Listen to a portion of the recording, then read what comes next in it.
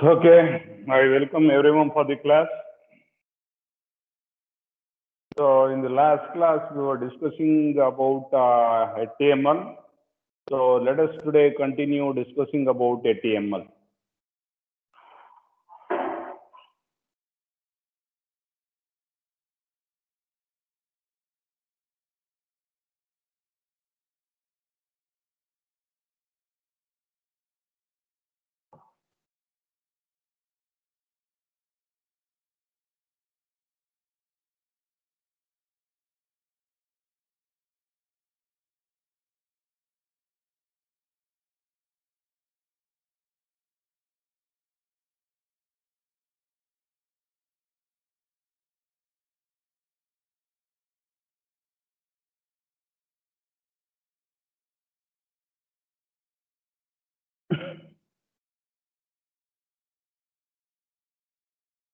Okay. So in the last class, we actually discussed about the basics of HTML, how every HTML document consists of elements.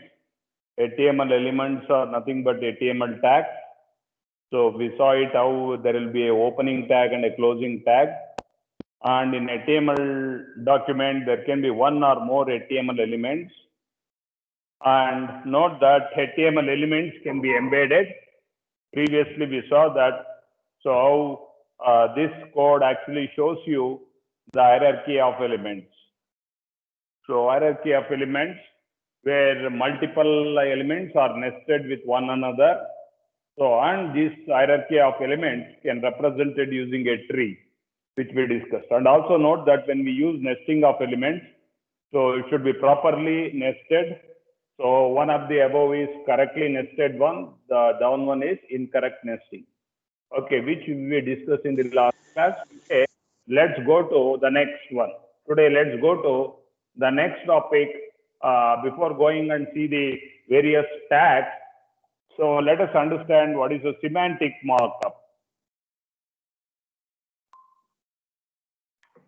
So what is this semantic markup?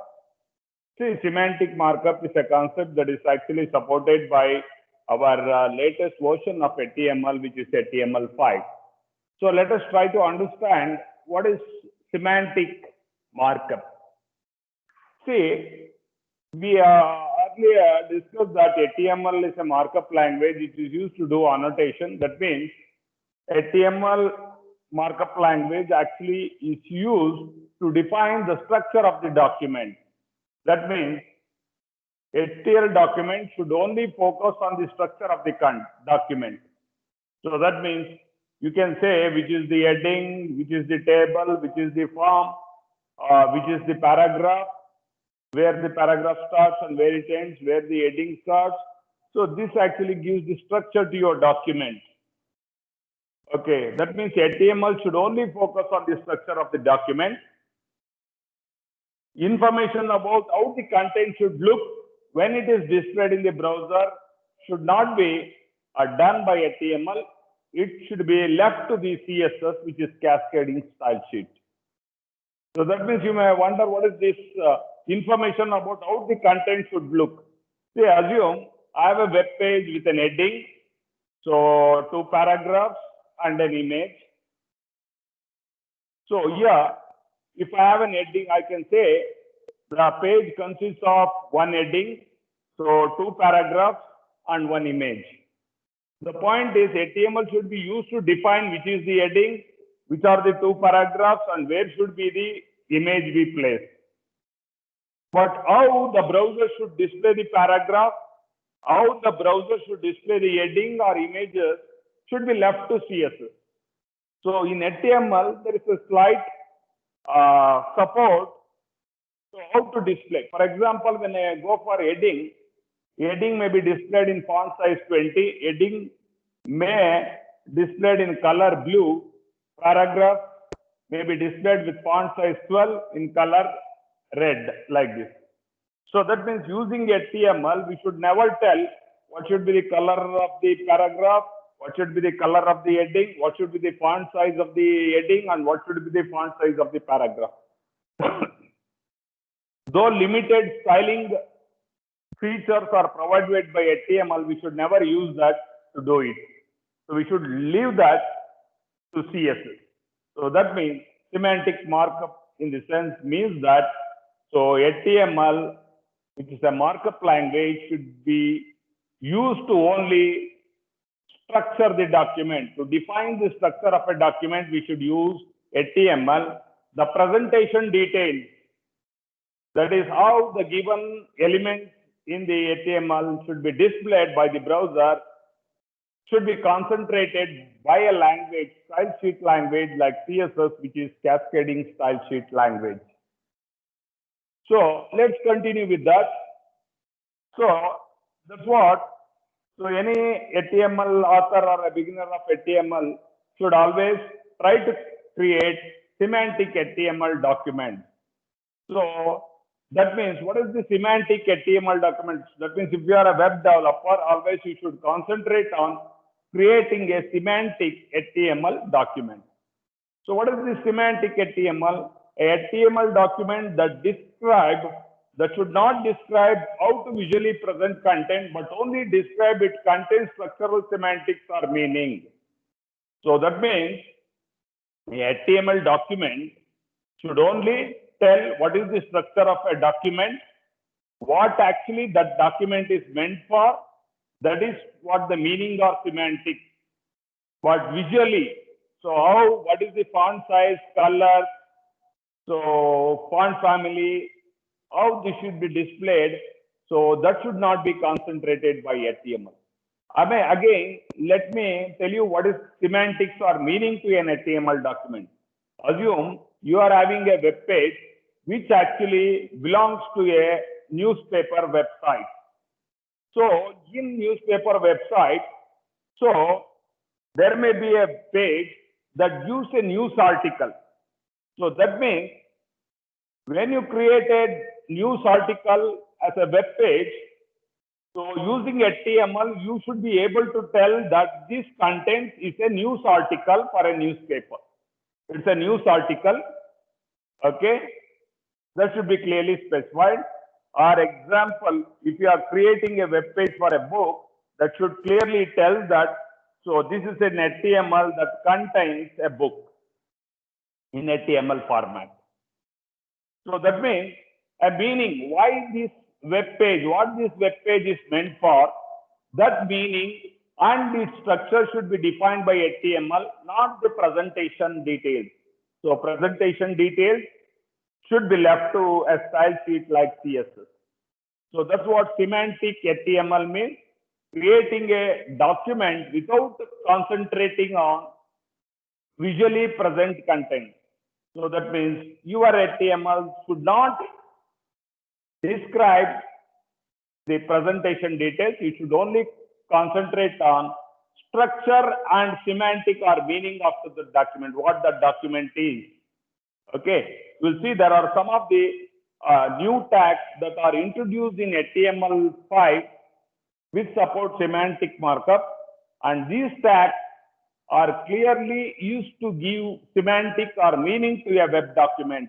This document in the earlier version of HTML, it was not possible to tell whether a GIF page was a page for it's an article to a newspaper.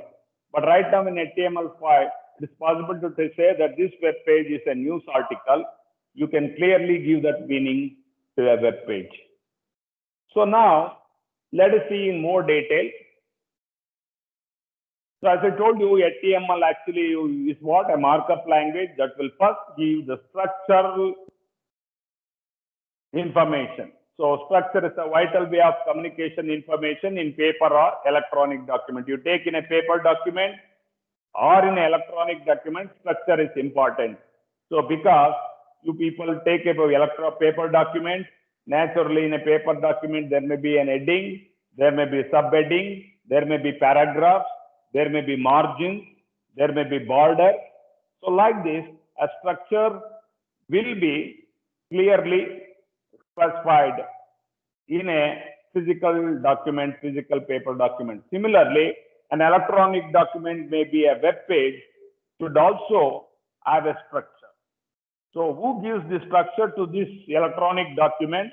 So our HTML. HTML markup language is used to give the primary objective of HTML is used to give the structure to our electronic documents.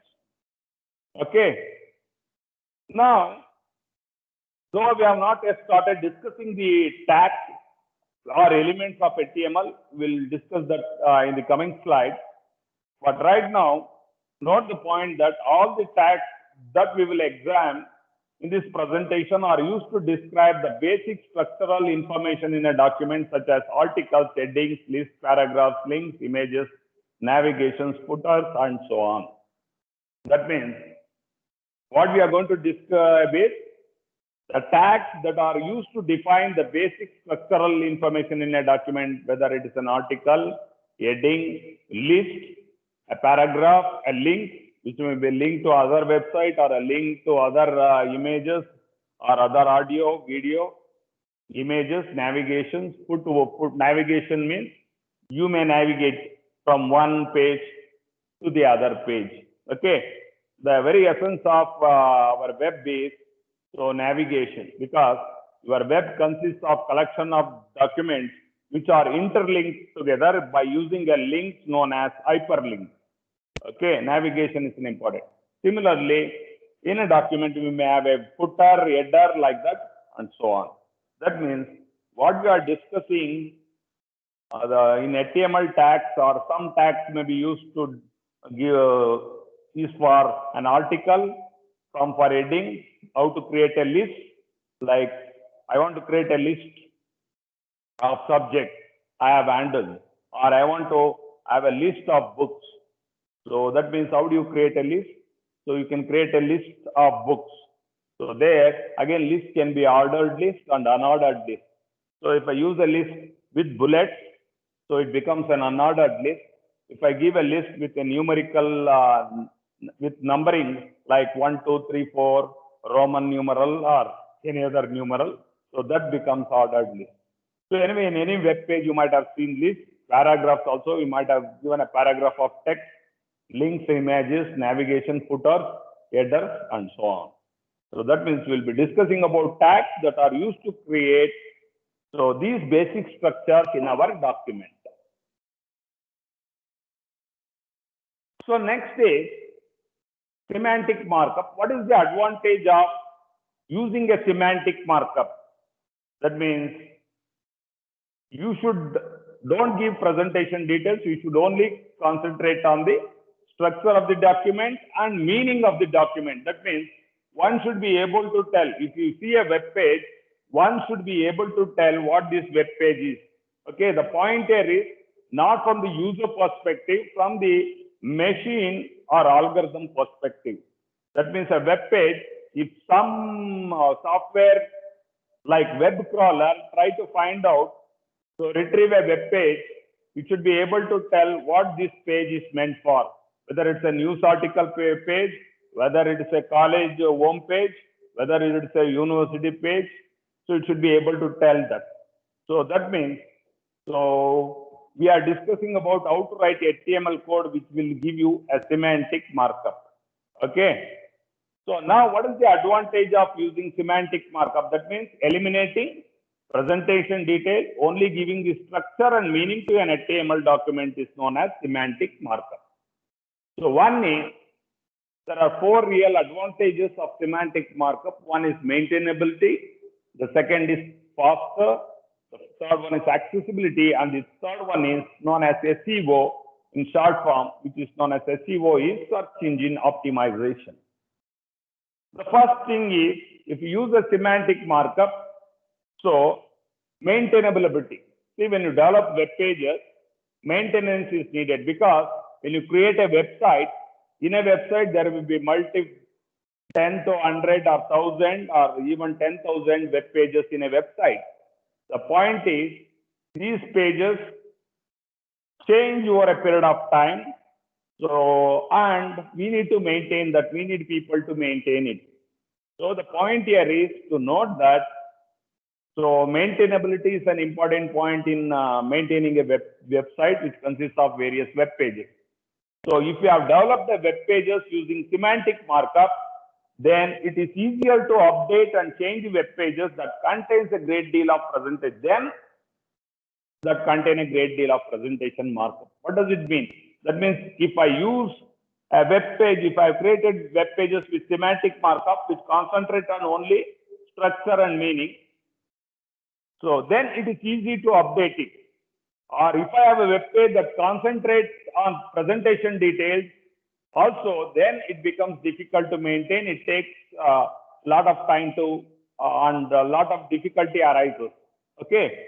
So we will see that in the coming chapters, how maintainability will be easier for semantic markup. Okay. The second thing is faster.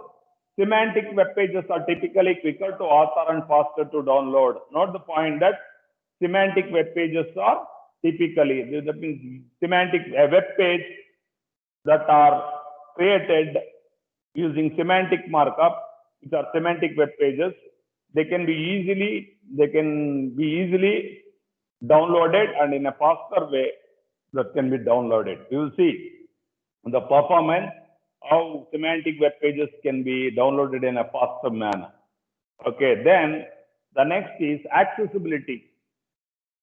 Visiting a web page using voice reading software can be very frustrated experience if the site does not use semantic markup. See, accessibility is one important thing. See, we actually every day visit a web page, so but most of us are not visually impaired.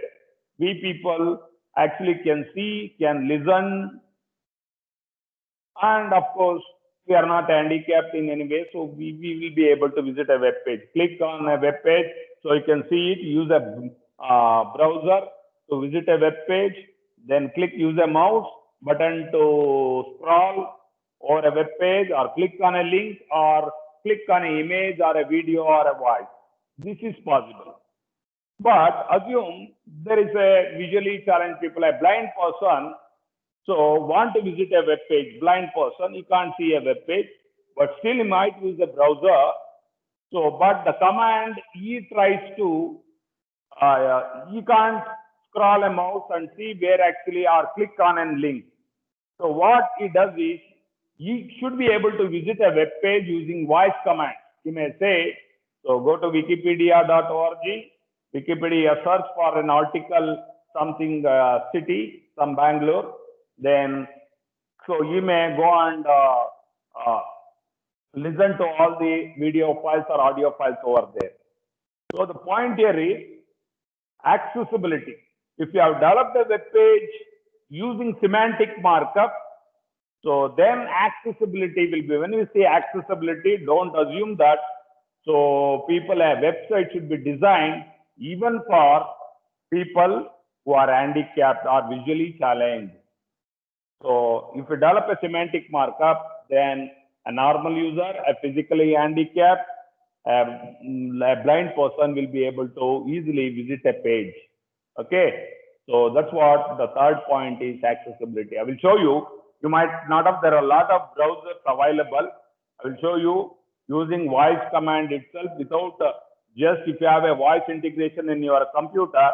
So you can actually using voice command itself, you can browse.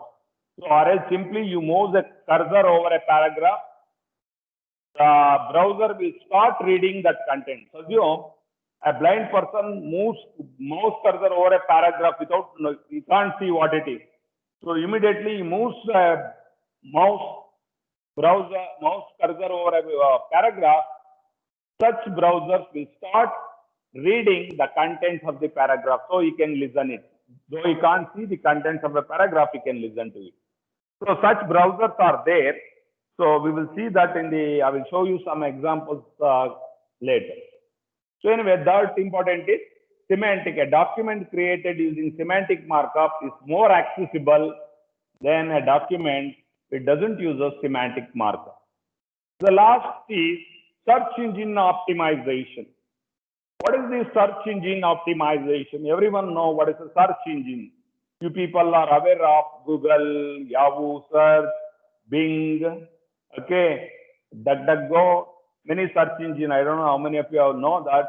So Bing, probably you may know Google, Bing, Yahoo Search, or DuckDuckGo, or Yandex from Russia. Like many search engines are there.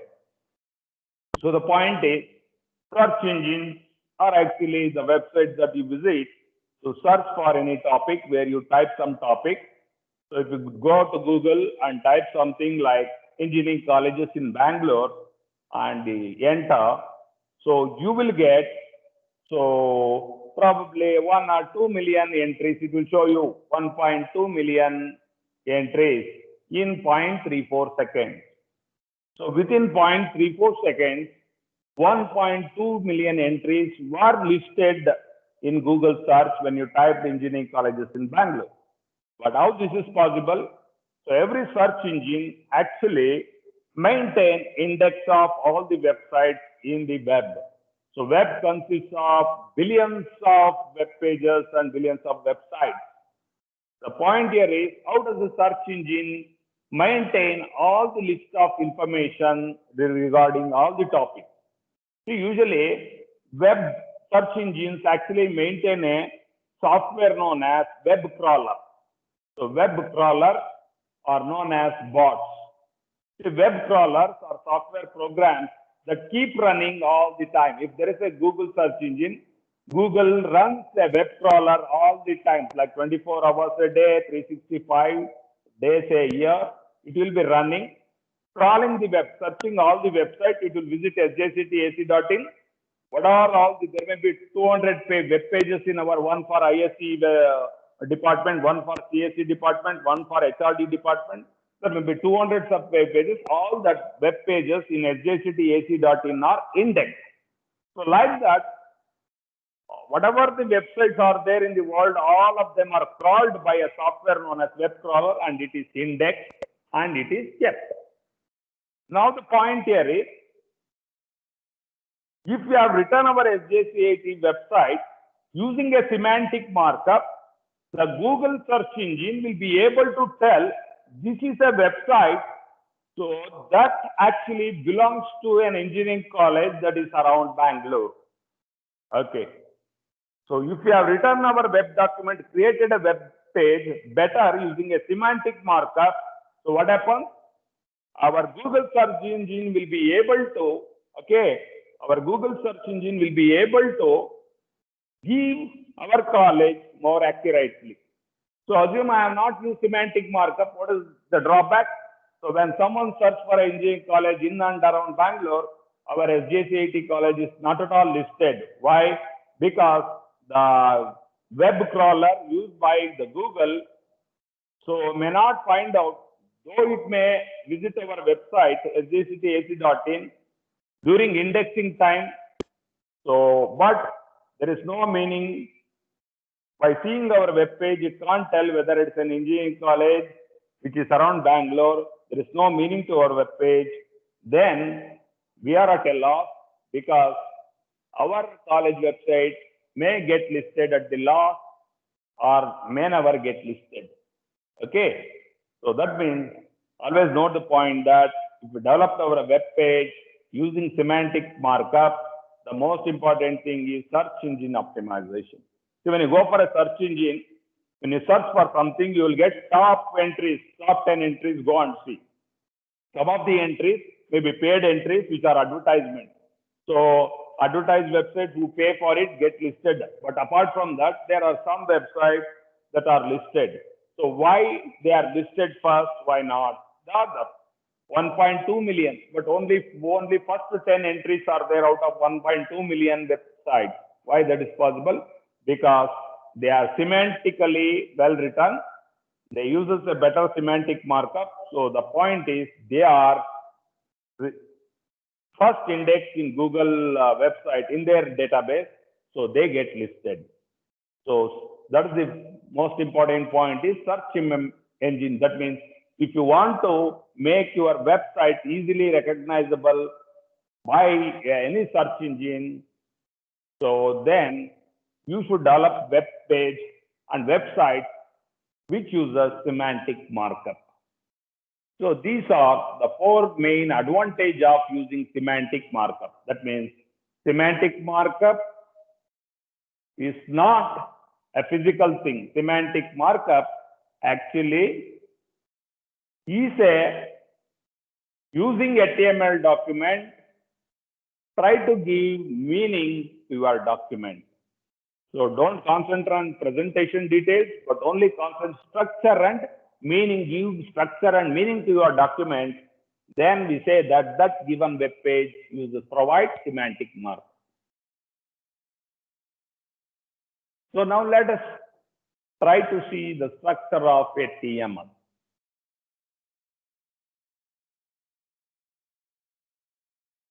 So in the coming slides, I told you HTML is used to give the structure to a document and the semantics to the document, meaning to the document. So we are right now discussing elements or tags in HTML that is used to give the structure to the document. So we have seen, a simple document with 3 lines here. If you see it, so first is, as I told you, anything. So within angle bracket is treated as a tag. Okay. Next is again a tag, title tag. Next we have P, which stands for paragraph. Consider these 3. Usually any HTML document, so HTML documents, especially this, what we are discussing is related to HTML5. Okay. First thing, actually, the tags tell you doc type. So note the point that when you type HTML document, carefully you should type it left angle bracket exclamation, then doc type. Note that there should be no space between exclamation and D.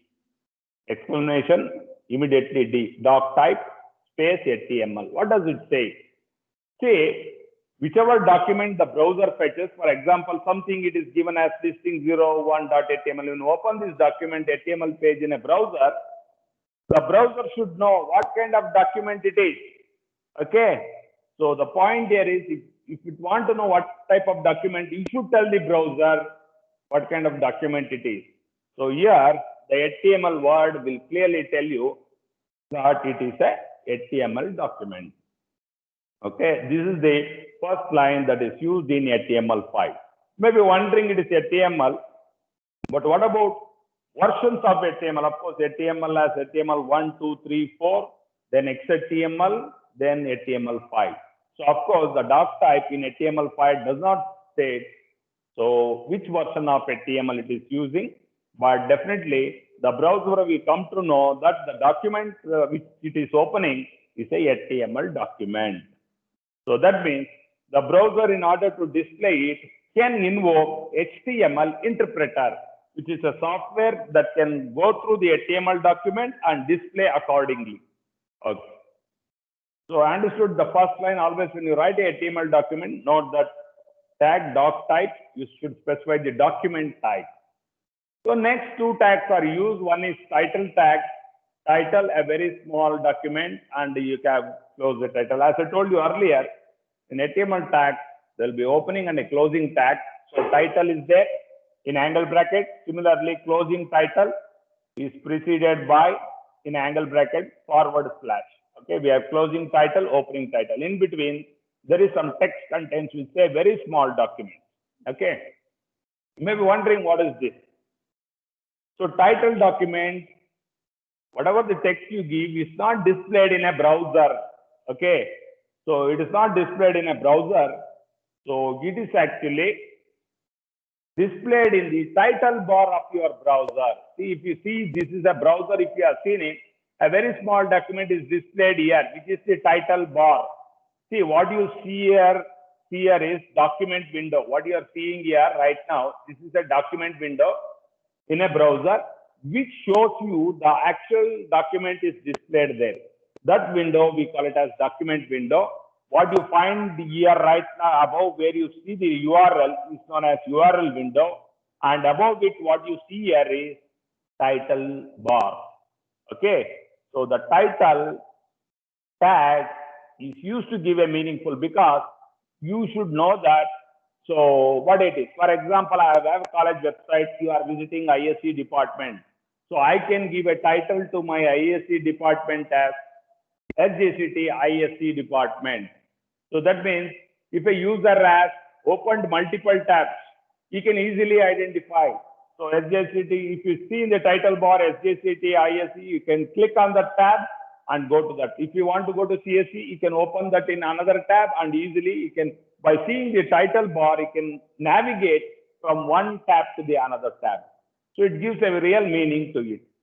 So don't assume the title means it is something like heading. Heading is different, which we'll discuss. Title is a meaningful text name given, which is displayed in the title bar of your browser. So then there is a tag known as p tag or a paragraph. Usually our web pages consist of huge amount of text information written in terms of paragraphs. So that is given in p tag. Don't assume that the paragraph tag means there should be more than one line. So a paragraph may be a paragraph of 1 line, 2 line, 3 line, or 100 lines. Okay. Usually p tag is a paragraph tag that usually many websites contain sort of paragraphs. So opening tag, closing tag. So this is a simple document with not much content. So this is the content. P tag is what? Control, which is a element. So totally, if you see this, how many elements are there? So totally in this, 3 elements are there. First is document type HTML, then title, paragraph. 3 elements are there in this document. So here, since it is paragraph, in our browser document window, the text, this is a simple document with no much content will be displayed. So hope everyone understood. This is a simple HTML. We will see much with this. So now let us see a more complete document. Previously, we didn't have a majority of the elements. So now again see it. So there are usually 7 elements are discussed here. So first element, if you see the numbering, first element is doc type. That clearly tells that it is document is HTML. The browser will come to know it is HTML. So it will start the HTML interpreter to execute it. Next, there is a tag known as HTML tag, which is known as root element. As I told you earlier, when a HTML document has more number of elements, they can be represented in form of a tree. So the root of the tree will be always HTML. So HTML tag is the root element of any document. And of course, in HTML5, it is optional, not necessary. In HTML5, there are some tags that may be used or may be left out. HTML, if you are using HTML5, you may use HTML tag or you may exclude it. Okay, but whereas in earlier version, XHTML, definitely you are supposed to use the HTML tag. Okay, this is the root. That means within root tag, HTML and closing HTML, all other elements are embedded within it. So next we are using a tag known as head tag. So within a tag, there are some tags like meta tag, then title tag is there, link tag is there, script tag is there.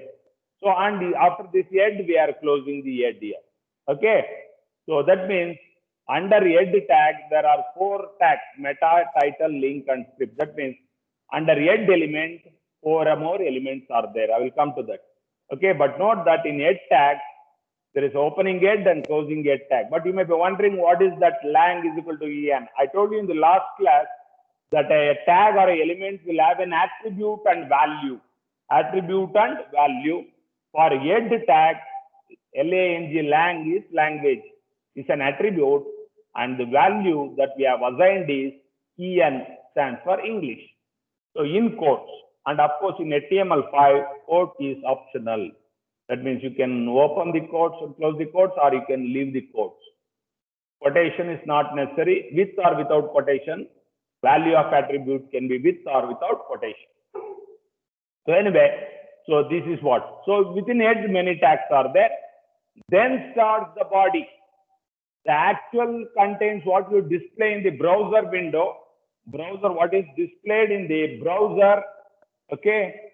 So browser document window. See, you may be wondering what actually is. See what you are seeing here right now. So you are seeing this line where Google Pages is displayed. This is document window. So what you are displaying here is URL window, and what you are seeing Google here right now, that is actually title bar. Keep that in mind. If I want to display some contents here, so then where should be present? That should be present in body. So within body tag, all the contents that should be displayed within our browser document window should be specified within body tag. Okay. So within body tag, many elements can be there. Here H1 is there. H1 is a heading. So heading H1 and closing H1, main heading goes here. This is what one element present. Then finally, after this body, so that's the end of your HTML document. Finally, you're closing the HTML tag here. So now probably we understood the first line that tells it's HTML document. Then HTML is a root element of our document. So then head, then body tag. So you understood body tag. Whatever body tag is there, all these elements will be displayed in the browser document window. But what about the head tag? See, head tag usually will be loaded once, or these things will be executed usually once your web page is loaded. For example, you have a head tag that actually tells language is English. That means the language that is being displayed in your document will be English. Then it says meta is a tag. It is having an attribute known as char set UTF-8 that says that the character set encoding is UTF-8. Every character should be encoded in some form. For example, it may be in ASCII code, EBCDIC code, or Unicode. So that browser will come to know what is the encoding. It can decode it and display it. So here, meta actually has a meta tag as an attribute whose name is char set, character set. What is the character set value? UTF-8. That means encoding used for this document is UTF-8. Then title bar will tell you. So share your travels, New York Central Park, some text is there. That means in the title bar of your browser, this title will be displayed. That actually tells you that this is a page, web page related to Central Park, New York. Okay. So anyone who has opened multiple tabs can switch to this tab easily by seeing the title, which tells that it is New York Central Park. Okay. Next is, there is one more tag known as link tag. So I think you probably understood 1, 2, 3 head tag, and within body tag there is a heading tag. See, heading tag, there are 4 types of heading, 6 types of heading. H1, H2, H3, 6 levels of headings are there in HTML, H1 to H6. So H1 is the highest level of heading and H6 is the lowest level of heading. That means I want a heading to be displayed in a larger font, okay, then go for heading 1. I want an heading in a smaller font, you go for H6. So that means if we display H1, H2, H3 up to H6, display 6 lines, the heading with H1 will be displayed in a larger font, and next the heading in H2, next heading in H3, like that. So depending on which level of heading you need, you can use levels from H1 to H6. Okay, here we have used H1, which is a higher level of heading in HTML. So this body contains only one element here. So you understood what is body tag, contains all the elements that should be displayed in browser document window. Okay, next come 5, I told you meta is a tag that will tell you the attribute meta has used. Meta tag has lot of attributes. One attribute we have used here is char set that will tell you which character encoding, character set your web page users, it is UTF-8. Then title will give you the heading in title bar. Then the other 2 lines are important. We are using link tag and script tag. Now I told you about semantic markup. That means HTML should be used to what? Used to define the structure and meaning to the document, not the presentation. So I am having a website to New York Central Park, which might have paragraph, heading, images, other things. So paragraph may be font size and color may be different. Heading font size and color may be different. Images may be displayed in different sizes. How do you give these presentation details? As I told you earlier, so presentation details can be given in a language known as style sheet language known as CSS, cascading style sheet language. So here, for our web page, the structure and semantic we have created using an HTML file. But the presentation detail, I have created a CSS file. After HTML, we'll go for CSS, we'll come to know.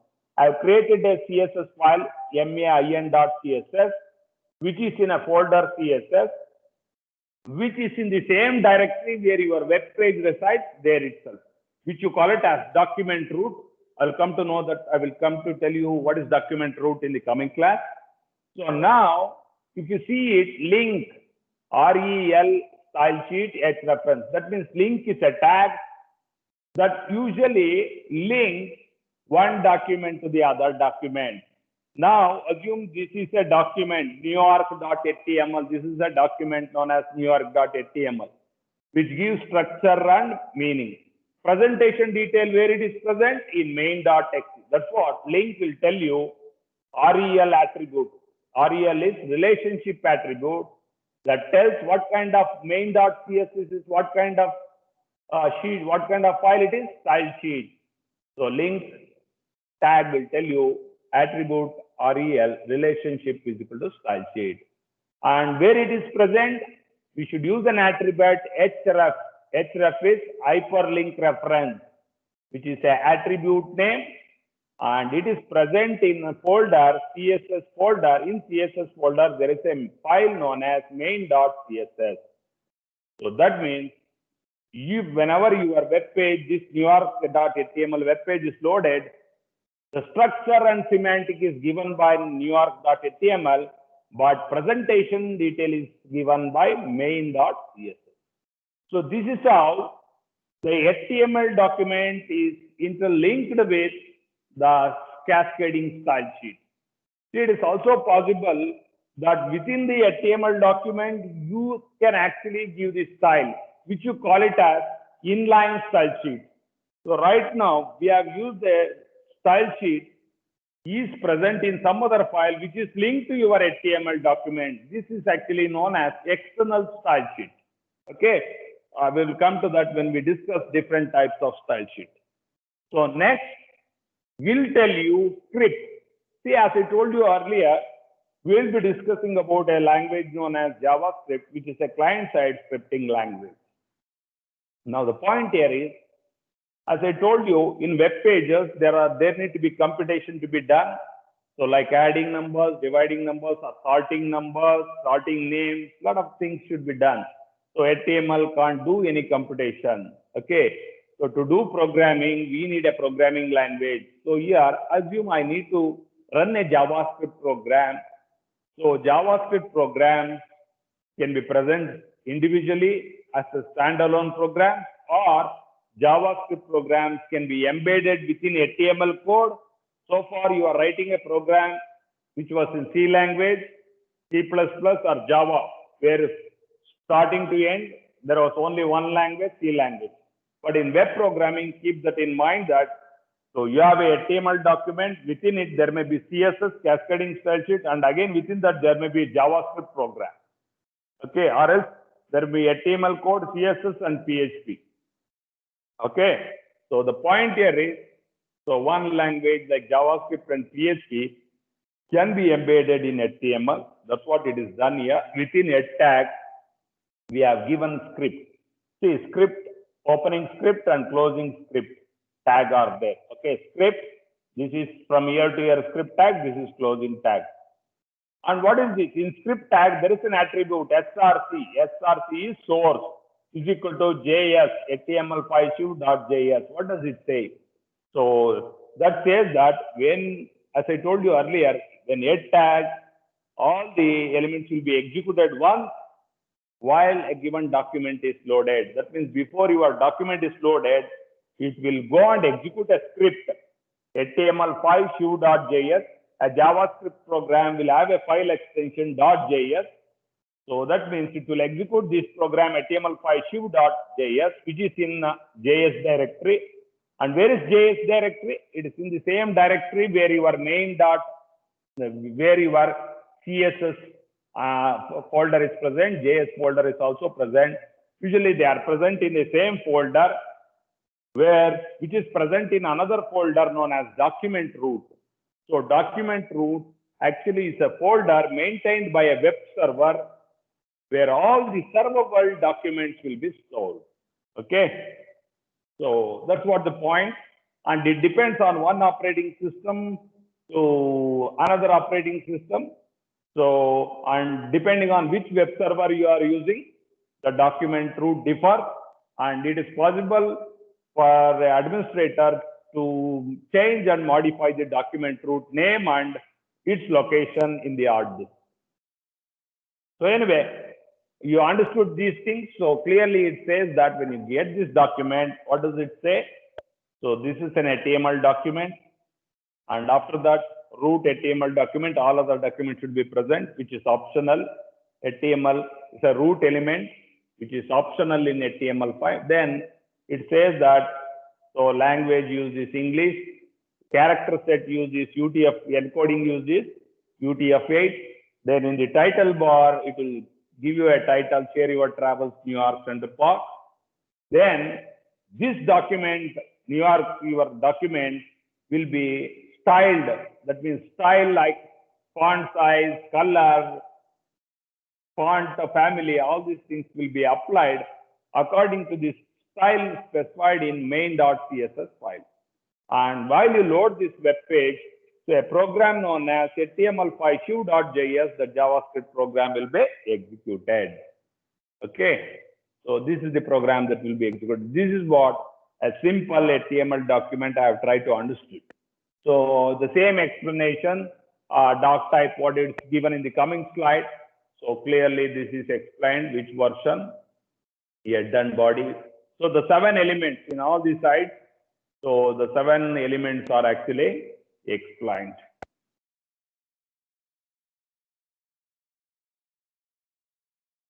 So I think everyone so understood the basics of this. So one more thing before I conclude, let me tell you one thing. So first thing is, so I need to share you something.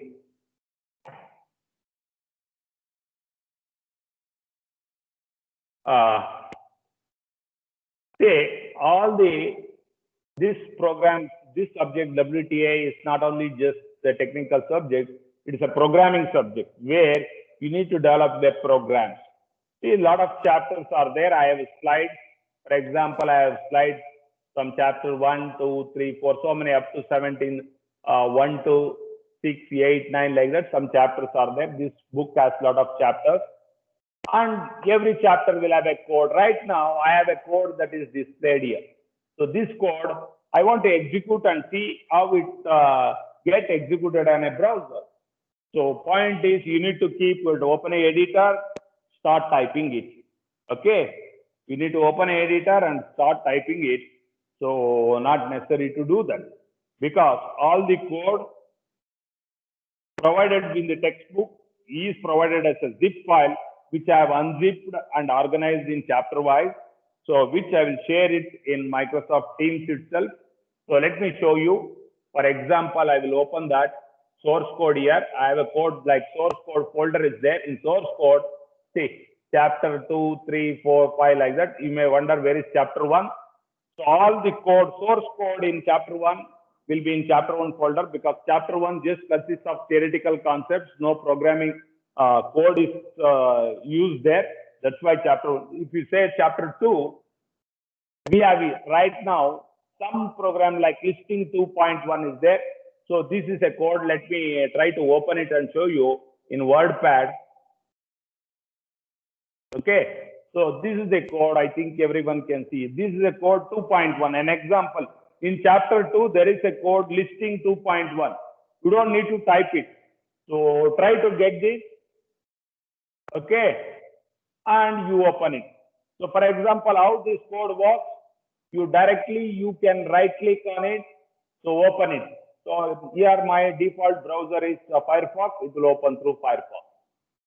See, that means when I open this file, listing 2.1.html, it is an HTML document.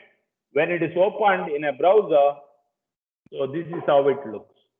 So all the code, you don't need to type it. So same code, you can open it in a browser and see how a given HTML code or JavaScript code or that code works. And you can modify that code and you can see how the behavior changes. Okay. So that's what the code, this is important. So because we can't learn web programming without knowing the source code, typing the programs and executing.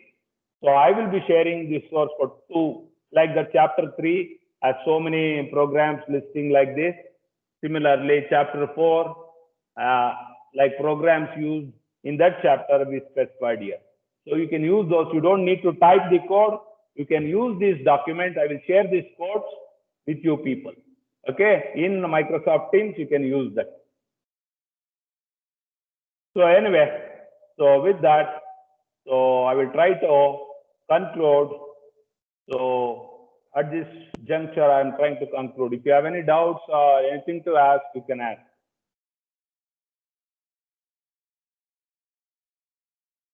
Doubt?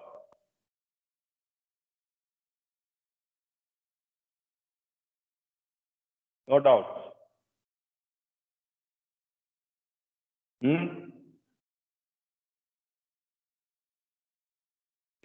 So everyone has muted. I don't know.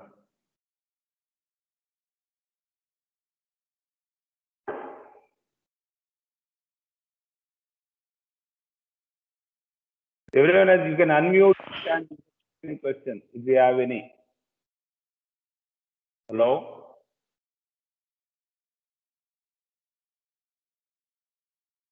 No doubt. No doubt.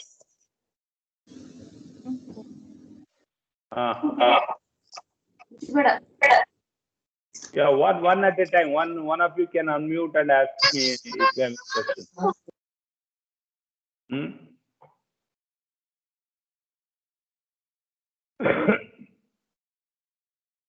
So there is also in the coming class, so there is a chat window available there where you can type a message. Like if you are not listening to audio, if you are not seeing the presentation, you can type the message, and even questions at the end of the classes, you can type a message in your chat window. So hope everyone is getting the chat window there, conversation there. You can type a message and you can post it. Okay. So anyway, today at this point, so I will conclude. And you may be wondering, one more important point I need to tell you. How do you type our code? So we are doing web development. We need to type it. Should I use a editor like Notepad or so? And what we'll be using in our lab? Say I'll be using, you can use lot of, today code editors are available, various like Visual Code Editor from Microsoft, which is an open source and free software. And there is a one code editor known as Atom, okay, ATOM Atom, which actually is developed, is one of the popular code editors or integrated development environment for web programming, which is developed by MIT, Massachusetts Institute of Technology. By that university is developed. So I'll be using Atom, and for our web programming, I'll be using an operating system CentOS, okay, which is a flavor of Linux, similar to Red Hat Enterprise Linux. We'll be using that. All my lab programs, I'll be giving a demo there. So you can download for Windows also, as well as your lab. You can use that if you want to do any coding. So you can download this Atom. I will show you what is that Atom. So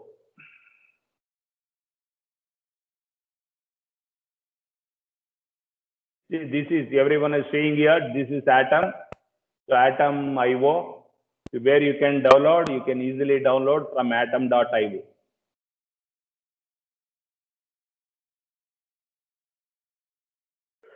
So this is the IDE. You can create a new file.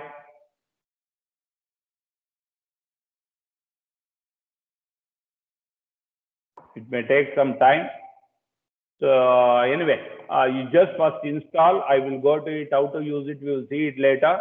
So you can go and find it.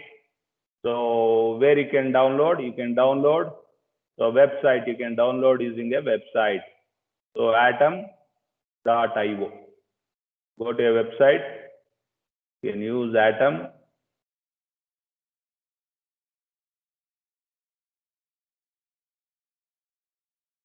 So this is the website you visit where you can download. So if you are not clear, maybe wondering what actually this IO is.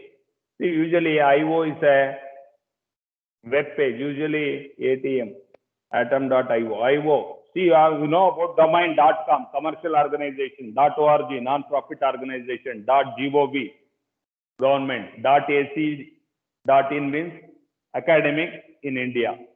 So what about .io? .io is a domain that is used especially by startup companies. The startup companies will use a domain name .io. Of course, here Atom is actually developed by university, one of the top world's top university, Massachusetts Institute of Technology.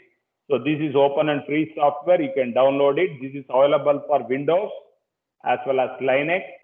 So in our lab, we will be using CentOS and this Atom. So IDE. So I think everyone know what IDE is. So that means, so we are using this IDE. IDE means Integrated Development Environment. So what does it contain? It contains editor. What are integrated here? So editor is there. So compiler will be there. Then interpreter will be there. I've written short form. Then debugger is there. So all such softwares are integrated into a single environment. Such an environment we call it as IDE, Integrated Development Environment. You might have heard of Eclipse. Eclipse is actually an integrated development that can also be used for web development and Java programming. So Visual Code Editor from Microsoft is also another IDE. Okay, NetBeans is another IDE. And probably in your fourth semester, you might have studied about microcontroller lab. You are using a IDE known as KIEL, K-I-E-L. So that is also IDE. IDE stands for Integrated Development Environment. So what the IDE we will be using in our code editor, we will be using in our lab is Atom. So you can download from atom.io. So anyway, so with that, so I'll be concluding my session. We'll continue in the next class. Thank you.